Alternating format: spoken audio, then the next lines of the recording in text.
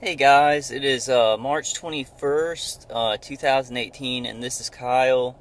I just wanted to do an update. I am hella tired. I am beyond tired of this torture and bizarreness. But I wanted to give y'all an update. I got my diffusion tensor imaging MRI done on Monday evening. It's now March 21st, Wednesday. It was really weird because during the DTI, you had the MRI machine going, and I actually, my V2K went away, and a lot of other effects of the targeting went away, which is weird because I don't remember that happening on the regular MRI. But on this one, it seems like whatever they were using, because they use magnetic fields and radio frequencies in the DTI, and actually my targeting went away for a couple minutes in there. So that was nice, but it didn't take long. It was like 20 minutes or something like that. I had to stay real still. And the good thing about it is, it was very cheap. I have Medicare. So I paid like $45 of I don't know what it's called, but I had to pay $45 when I went and got the test. The only reason I had to pay $140 to see my neurologist, because I hadn't met my deductible yet. But so getting this diffusion tensor imaging test, and going seeing the neurologist, it's really not that expensive. And I should be getting the results back. I think the head of oh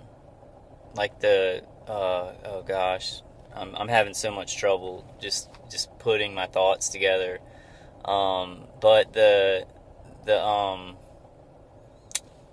I guess the head of imaging in the hospital, he's gonna look at it.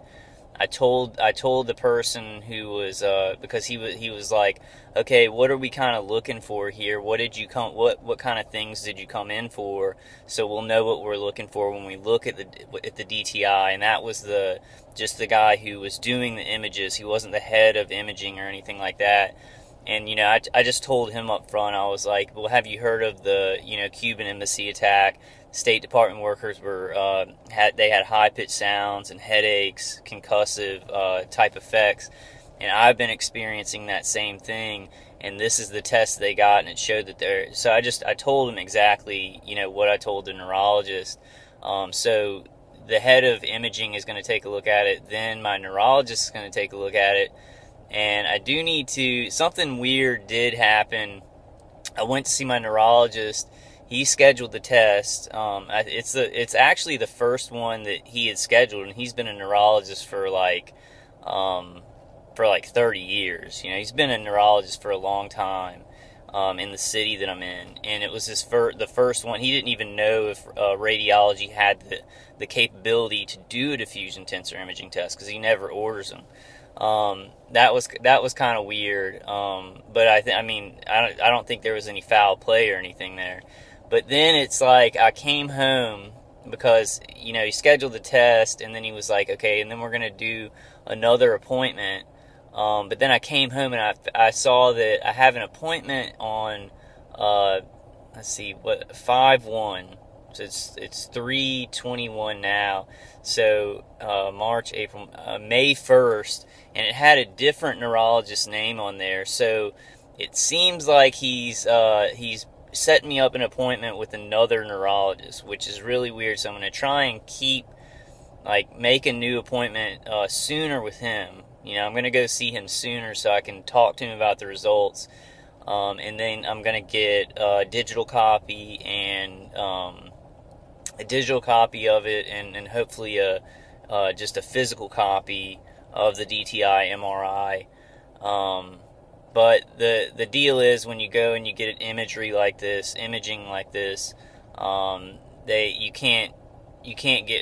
they have the imaging right after they do it, but they have to review it and stuff like that, and then you have to talk to your doctor about it, because just in case you have like a tumor, so you don't want to be looking at it yourself and be like, oh, there's something weird there, you know.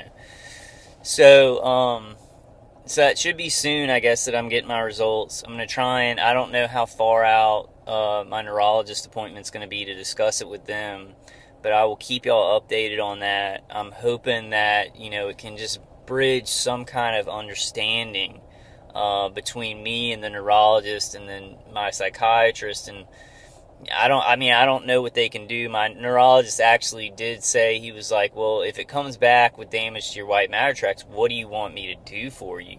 You know, because he was offering, I think he was saying, you know, because I told him, you know, I have high-pitched ringing in the ears, you know, headaches, just, you know, it's external attacks. It's external attacks. Feels like microwaves on my body. You know, and he offered like amitriptyline for me to take that could help me sleep. But I didn't like refuse it, but I was just like, I don't think that's going to help. I'm already taking lorazepam and stuff like that. So I don't know. I mean, he said, what do you want me? I don't even know what I would want him to do. You know, I do want that as evidence. And then I kind of just want to make a bridge of understanding that something's happening there. I don't expect him to, you know, take this program down because it's so huge. I mean, it's going to take a lot of effort by a lot of people to stop this. But, you know, if it can induce some understanding there that something is going on, and connect this with what's happening in the State Department workers to some, you know, regular, you know, the regular medical community that we go to, you know, I think that if it's successful and it does show damage and stuff like that, which I don't see any reason why it shouldn't, because I've been hardcore tortured with microwave hearing for 8 years, and it seems like the State Department workers were, you know, had these effects going on for like a year and a half. So I don't know. I'm just gonna wait and see, guys. Try and do something with this. You know, just to because some people on Ella's call last night, which she got her talk shoe page back, so she's doing her calls on Tuesday and Thursday at 141-476. But they were talking about, you know, Melinda Kidder and Dr. Stanager, and I could never go and do those tests because they were, you know, thousands of dollars to you know, for them to get readings on your body and then see, you know, they have frequency readings and stuff like that. So I was trying to find something for, you know, the vast majority of TIs who can't afford, you know, thousands of dollars to go to a specialist for this. Now, I did hear somebody talking on the phone last night, or on the call last night, and they were saying that they went to somebody and it was like $600 for the type of scam. They didn't have the kind of credentials that Dr. Kidder does or Dr. Stanager does. So it seems like maybe there's some specialists out here, like out there somewhere around, but they're not widely known. You know, they're kind of keeping a low profile, but they do scan for frequencies. I don't know if they don't like do MRIs and stuff, but they check your body and see if frequencies are coming from them or to them. So it seems like more and more specialists are doing that, and it may be getting cheaper. But my goal here is to find something that any target individual can go do for cheap if they have insurance, and kind of build a bridge with our neurologists, with our doctors, with general practitioners and neurologists, to get them on board of seeing like, hey, there's something going on here. This person has nothing organically wrong with them or their brain, and there's damage to their white matter tracts, and maybe then word will spread amongst the non-corrupt doctors, which I think there are the majority of them. You know, the majority of them. I think that a lot of doctors just don't know.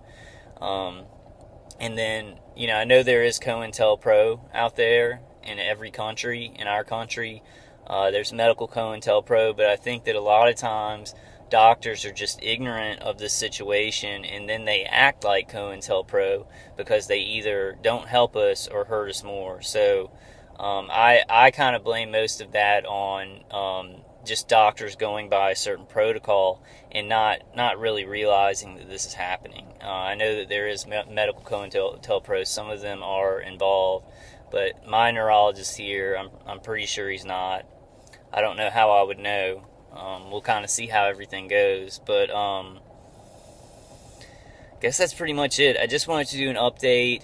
I'm trying to think. It's really difficult for me to think. I have Chatterbox V2K. I think I mentioned my V2K to my neurologist the first time I went. In 2013 was the last time I saw him because he couldn't help me, and he didn't believe me. And this time he even said, I don't believe you're being targeted by anything. So there's a definite definite gap to cross, definite chasm to cross between us and the general public, who's just kind of going about their lives and don't want to even talk about this. The mainstream media doesn't want to talk about it. Things are getting better as a whole. I want our individual situations to get better and us to stop being tortured and murdered. So that's really what I'm going for. In the meantime, just defend as much as possible. Dave CD, I just can't recommend that highly enough. That has saved my ass. It's just saved my ass. I'd be much worse, and it's still, they still find ways to do things to me even when I listen to the CD. But it knocks them off. It knocks the biorelevant feedback loop of signals coming in and out.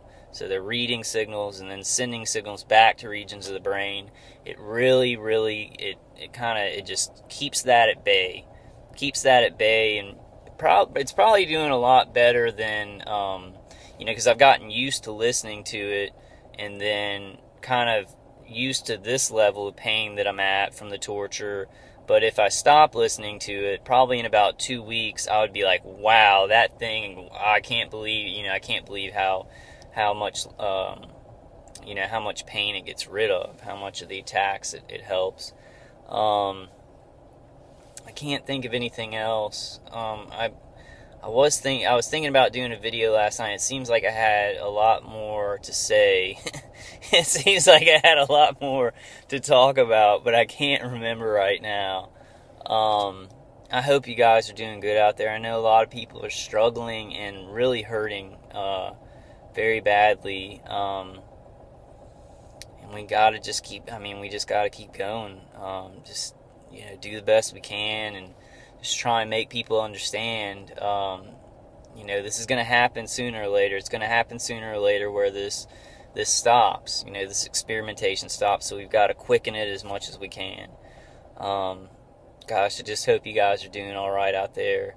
And I will keep y'all informed of the results of this, what my neurologist says.